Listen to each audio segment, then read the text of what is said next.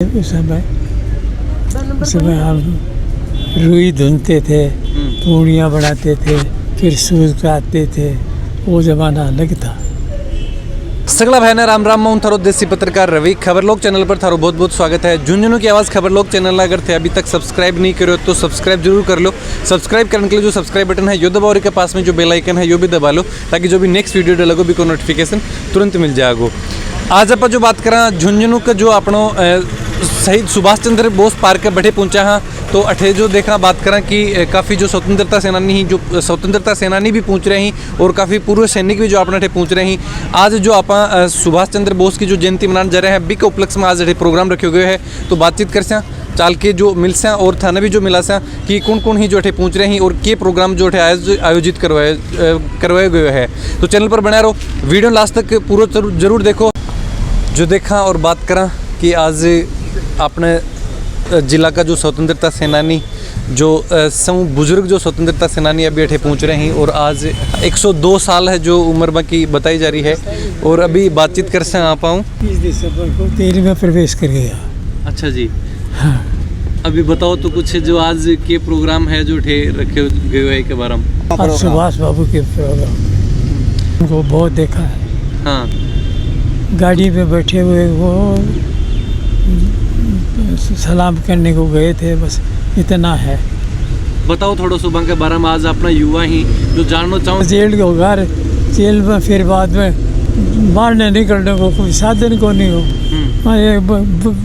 कोई कपड़ा बेचना लो लेके आए और वो मारने गयो जना बिने रोक्यो को नहीं पुलिस वाला देखा कपड़ा बेचा हो।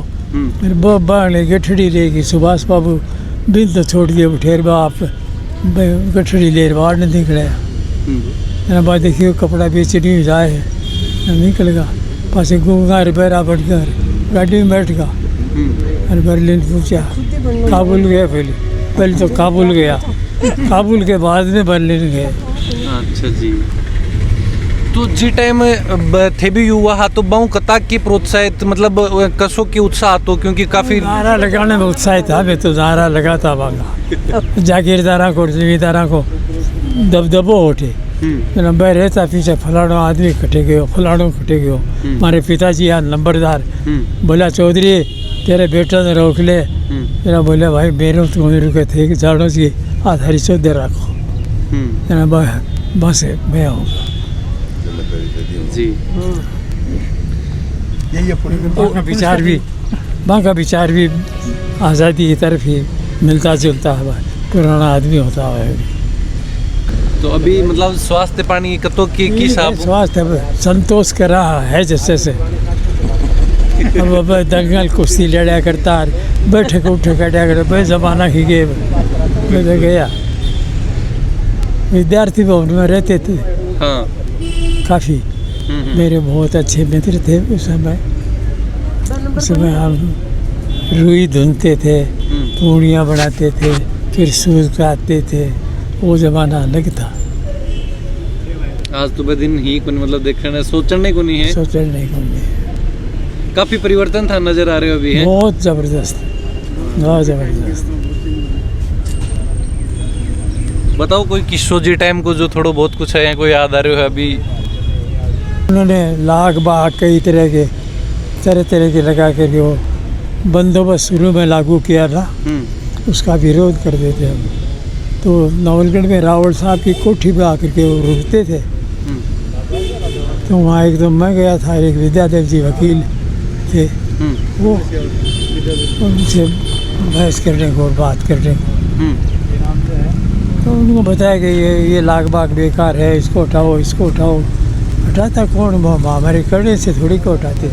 हमने तो रख दिया उनके सामने प्रस्ताव। फिर बाद में उतारा वो रावल साहब की ज़्यादा चलती थी, जागीरदार थे, अच्छी कोठी थी, आने जाने वालों को सुविधा देते थे तो वहाँ लोग उनकी मानते थे।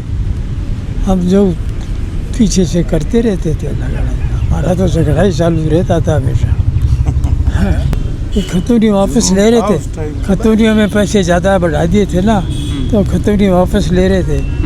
नार सिंगाड़ी के नंबरदार ने वो खतौनी दी नहीं। उनकी बीवी आई बाहर बोली वो तो सो रहा है, वो सो रहे थे हमने इंतज़ाम कर रखा था, सैकड़ों आदमी इकट्ठे हो गए। नारसिंगाड़ी के उत्तर में, वो दक्षिण में एक तालाब है, उसमें तो रात भर सर्दी में खड्डे खोद खोद करके उनमें बैठे रहे। सर्दी मर रहे थे बुरी तरह, लेकिन 12 बजे पूरा 12 बज गया तब जा कर के उनको, तो वो तलवार हाथों में, बरछी, सब शस्त्र थे उनके पास। तो वो लोग चांदनी रात में दिखाई दिया उनको, लाकर वो सारी खतूनी वापस हमको दे दी। इस तरह से झगड़ा चलते थे।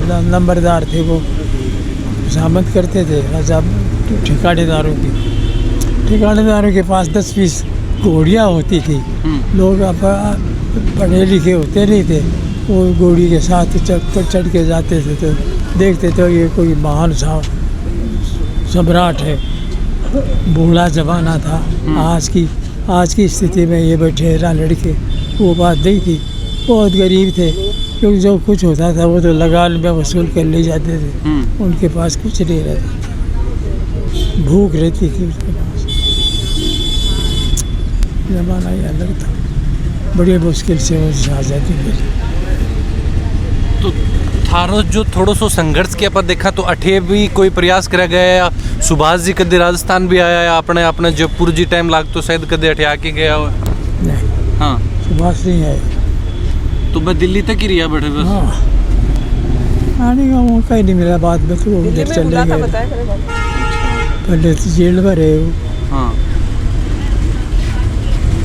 गांधी जी जरूर आए थे, रेलवे स्टेशन के ऊपर खाली, रेलवे स्टेशन तक बस, नीचे नहीं उतरे थे।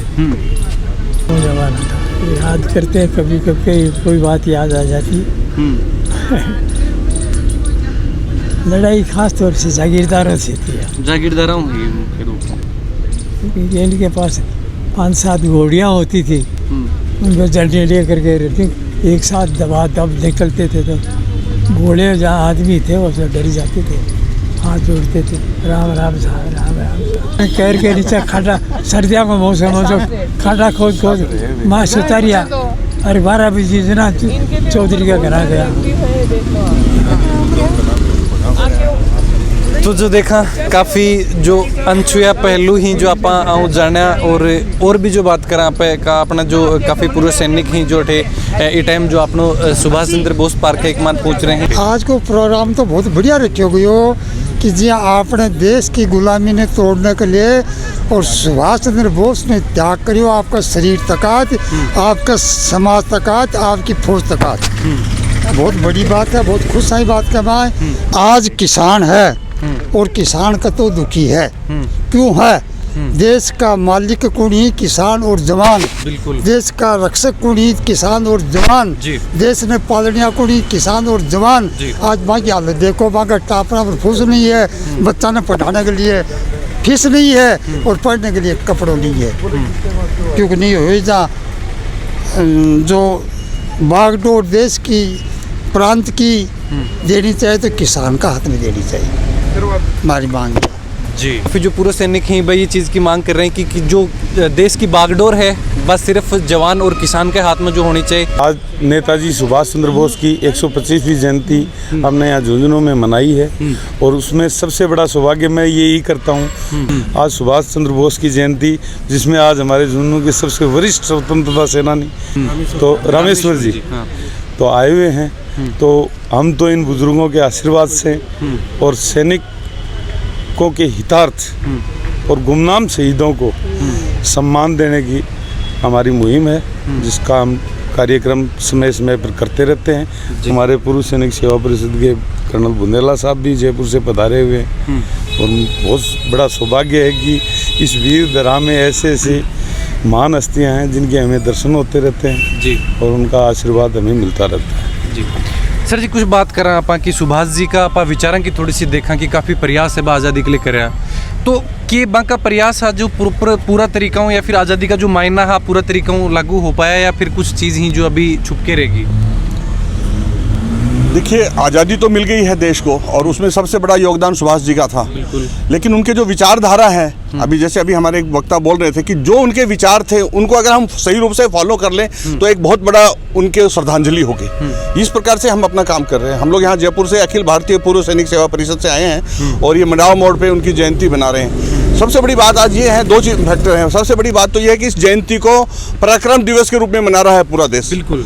दूसरी बात, आज हमारा सौभाग्य है कि रामेश्वर जी जो 102 वर्ष के हैं और स्वतंत्रता सेनानी रहे हैं, उनके टाइम पे उनकी योगदान रहा, उनके आज़ादी में इनका भी बड़ा योगदान रहा और उनकी टीम में रहे हैं, वो आज हमारे बीच में थे। तो हमारी जो फंक्शन है ना, इसको 4 चांद लग गए हैं। बिल्कुल सर। ये सबसे देखिए, हमें जो हमारा एजुकेशन सिस्टम है उसको थोड़ा सा बदलाव लाना पड़ेगा। बिकॉज आप देख रहे हैं ये सारी नेताजी सुभाष चंद्र बोस की है या शिवाजी की है या महाराणा प्रताप की है और भी बहुत सारे स्वतंत्रता सेनानी है या वीर योद्धा है जिनका पाठ्यक्रम में नामो निशान नहीं है। तो जब तक वो भावना बच्चों को नहीं पढ़ाएंगे, और सबसे बड़ा कंट्रीब्यूशन अभी हमारे एक ही वक्ता बता रहे थे कि पेरेंट्स का बड़ा योगदान है।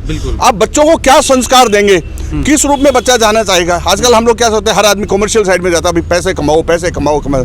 लेकिन मैं ये कहता हूँ एज ए सैनिक होने के नाते हमें पहले सबसे प्रथम देश हित के बारे में सोचना चाहिए। देश सर्वप्रिय है, उसके बाद में जो भी आपकी योजनाएं हैं, जो भी आपकी प्लानिंग है, उसको करो। तो ये देखने वाली बात है। जी जी। अभी आजकल की मानसिकता ऐसी है कि देश में और नेताजी जैसे लोग हों, लेकिन वो हों पड़ोसी के घर में, ताकि हमें शहादत नहीं देना पड़े। बहुत शर्म की बात है, इस तरह की मानसिकता से किसी का कोई भला नहीं हो सकता और ये कोई भी देश तरक्की नहीं कर सकता। जय हिंद। बायू सरपंच तारा देवी जी जो भी आज जो अपने सुभाष चंद्र बोस पार्क है एक मान पहुँच रहे हैं, अठियाऊँ भी ऊपर बातचीत कर से। आज नेताजी सुभाष चंद्र बोस की 125वीं जयंती मनाई है। मैं युवा ने वही संदेश देना चाहूँ, एक भी युवा हमारे बुजुर्गों के सागे को नहीं हो। बिल्कुल।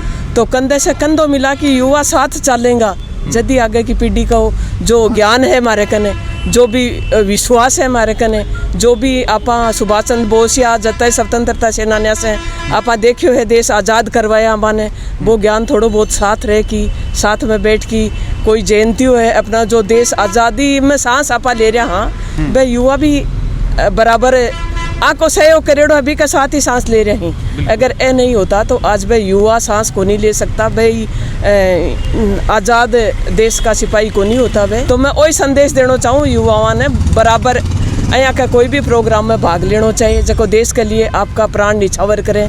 देश के लिए किसान 5 साथी किसाना को आंदोलन जो चल रही है बी में भी आपने बुजुर्गी मिलेगा, युवा को नहीं मिले भाई। आ को नहीं सोचें कि आगे थाने ही ज़रूरत पड़ेगी, ए तो थारे लिए बिछा रहे ही बी के ऊपर चालनो थाने ही पड़ेगो।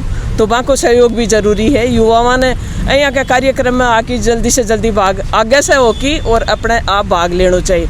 यहाँ नहीं उदंगड़ बदमाशी भी तो सौ पहले मिलेगा था, पर यहाँ को शांत वातावरण अब तो बढ़िया। आज को वो प्रोग्राम मेरा बहुत मन खुश हो गयो और देख के वो भी अच्छा लागो। कर्नल साहब बुंदेला जी और भी यहाँ की टीम है, सारा जयपुर से चल के आए, तो बाकी भी तो भावना ही ना देश के प्रति, तो युवा की भावना भी होनी चाहिए और बराबर कंधे से कंधों मिला के चलेगा। यदि देश चलेगो, परिवार चलेगो, अपनो घर चलेगा। अभी देखा आप कि थारा ससुर जी जो स्वतंत्रता सेनानी रेड़ा आज लगातार थे परिवार में बाके साथ रहो, तो कुछ कई कहें की चीज़ बा कि थाना लगे कि आज़ादी का जो सही मायना है बापर आपा अभी तक खरिया को उतर पाया हो। बिल्कुल बापूजी बताओ है जी, जमाने में भी बापूजी कह रहे हैं स्वार्थी भी हा निस्वार्थ भी हा। कई स्वार्थी हा जगह कोई भी बात आँखी जब बात होती लीक करके अंग्रेजा ने पूछा था, बात नहीं होनी चाहिए। और मैं आपने बता दी हूँ, मैं तो मेरे बेटे पर गर्व करूँ हूँ। आज तक जयपुर से आके कदे हमारे कमरे में को नहीं आयो, सबसे पहली दादाजी का नहीं जागो आके ही दोक देगो। तो मैं कह रही हूँ मेरे बेटे के नहीं सारा बच्चा होना चाहिए, कोई भी प्रोग्राम हो आके साथ रहेगो, हमारे साथ को नहीं रहेगो। माने अभी कहे मम्मी पापा थाने मेरी ज़रूरत को नहीं, अभी बापूजी ने ज़रूरत है। एक छोटा सा किस्सा और मैं आपने बताना चाहूँ, मेरी सास बहुत ज़्यादा बीमार होगा, वहाँ पैर में फ्रैक्चर हो गया, पोटी वोटी अंदर ही करता। मैं गुस्सा कर ली, अतः नहीं बेटो आ गयो, तो बोलो मम्मी माँ को पता थोड़ी है ना। आज तो माँ को कह दिया आइंदा मैं ये बात सुनना नहीं चाहूँगा कि आपने मेरे को परेशान कर लिया। मैंने तो उस बोले अपन को बदलना पड़ेगा, ये नहीं बदलेंगे। तो ये जो कर रहे हैं आज तक इन्होंने किया, इनके जो सिद्धांत है बड़ों के, उन पे अपन चलेंगे तो अपना भविष्य सुनहरा होगा, अपने बच्चों का भी होगा। और युवाओं को भी बड़े बुजुर्गों से आशीर्वाद भी लेना चाहिए, साथ भी रहना चाहिए। कईयों को शर्म आती है, शर्म की क्या बात है भाई, अपने बुजुर्ग माता पिता हैं, जी है। इन्होंने इस दुनिया को दिखाने के लिए आशीर्वाद दिया है अपन को। जी हाँ, पर मैं तो इस भावना के साथ ही कह रही हूँ, युवाओं को आगे बढ़ना चाहिए। जो गलत काम है उनके लिए तो आगे बढ़ते हैं, और जो अच्छे काम है उनके लिए पीछे खड़े रहते हैं। आज आते 5-10 युवा, कितना अच्छा लगता हम लोगों को भी। यहाँ आके उनको भी, उनकी आत्मा को भी अच्छा लगता कि देखो मैंने जिस देश को आज़ाद करवाया उसके युवा मेरे इस पार्क में आए हैं, मेरे को प्रणाम करने आए हैं। तो मैं यही संदेश देना चाह रही हूँ। और मुझे आपने मेरे मन की बात छीन ली। मेरे को हमेशा यही बात दुखती है, कोई भी समाज की मीटिंग हो, कोई भी वैसे राजनीतिक मीटिंग हो, या कोई भी कुछ भी मीटिंग हो, उसमें बुजुर्ग ही आपको मिलेंगे। अभी इस जो युवा पीढ़ी है ना, कुछ दिनों से इसका वास्ट माइंड कर लिया गया। इसलिए तो मैं इस नतीजे पर पहुंचा हूं कि जब मैं भी तो युवा था, मेरे भी तो बड़े बुजुर्ग थे, हम हमेशा उनके साथ रहा करते। लेकिन अब मेरे बेटे, मेरे पोते मेरे साथ नहीं आ रहे कुछ दिनों से, जो 5-7-10 साल समझ लो। हाँ, लेकिन इनको जो है ना, अब क्या हुआ है, इनका जो युवा पीढ़ी है उसका इनका ब्रेन वाश कर दिया गया है कि वो उस चीज़ को समझते ही नहीं कि संस्कृति है क्या हिंदुस्तान। सबसे मोटी बीमारी ये।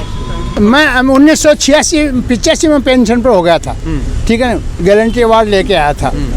और उसके बाद देख रहा हूँ जहाँ भी हम आंदोलन में जाते हैं, 50 साल से ऊपर वाले तो मिलते हैं हमें, लेकिन युवा नहीं मिलते। आज युवा पत्रकार जरूर मेरे सामने एक आ गया, बाकी वो भी नहीं आते। इससे ज़्यादा मैं और कुछ नहीं कर सकता। इसमें एक बात और है, इसमें एक और बात है कि जनरली ऐसे जो फंक्शन होते हैं ना, हम लोग स्कूल और कॉलेजेस में ही करते हैं हमेशा। जो भी हमारे पूर्व सैनिक सेवा परिषद की जो फंक्शन है वो वहीं करते हैं। लेकिन बिकॉज ऑफ कोरोना की वजह से, और अभी स्कूलें खुली हैं कुछ, और बाकी स्कूल्स अभी खुली नहीं है, कॉलेज और इंस्टीट्यूट भी नहीं खुली है, इस करके ये प्रोग्राम हमें यहाँ करना पड़ा। अदरवाइज हमारा ध्येय ये होता है कि स्कूलों और कॉलेजों में करें, ताकि जो यंग जनरेशन है वो मोटिवेट हो और वो इन चीज़ों को सीखे और इसके ऊपर वो अमल करे। आज जो ये अब हमारे लिए गौरव का दिन है, और सुभाष चंद्र बोस थे, वो युवा थे, अपनी उम्र में उन्होंने देश के लिए अपनी जान झोंक दी थी। आज जो ये रमेश जी आए हैं, ये भी उस समय युवा थे और आज हमारे बीच में हैं। तो वाकई ये प्रेरणा का दिन है, और हम भी चाहते हैं कि मैं भी एक सैनिक शिक्षक हूँ, हमारे स्कूलों में इस बात को प्रसार करें।